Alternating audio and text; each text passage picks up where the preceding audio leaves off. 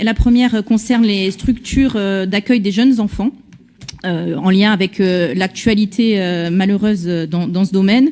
puisque deux structures qui sont aidées par la ville appartiennent à des groupes dont la responsabilité a été citée par le journaliste Victor Castanet dans son livre « Les Ogres »,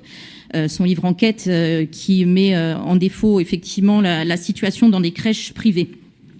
Et je le cite, il dit « L'ensemble des groupes du secteur, que ce soit People and Baby, les Petits Chaperons Rouges, Babylou, la Maison Bleue, ont une responsabilité dans cette dynamique de low cost qui a entraîné une dégradation continue de la qualité d'accueil des enfants. »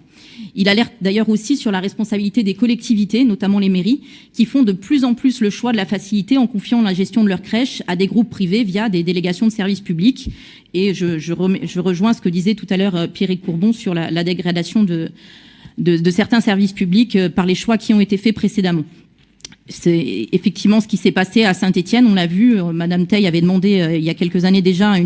un point sur l'évolution des places en crèche, et on a vu une évolution nette de moins de places en crèche publique et plus de places en crèche privée. Or, l'ouverture d'un tel marché favorise la guerre des prix que se mènent ces groupes, et par conséquent, ça amène à des services bradés, des prestations à bas coût qui ont un impact sur la qualité d'accueil des enfants. Alors évidemment, à Saint-Étienne, nous n'avons pas été touchés, bien heureusement, par les scandales qui ont pu toucher d'autres communes, et on ne parle pas non plus de maltraitance, mais il y a quand même une vraie vigilance à avoir sur ces dérives qui sont liées effectivement à une histoire de tirer les marchés vers le bas. Donc il s'agit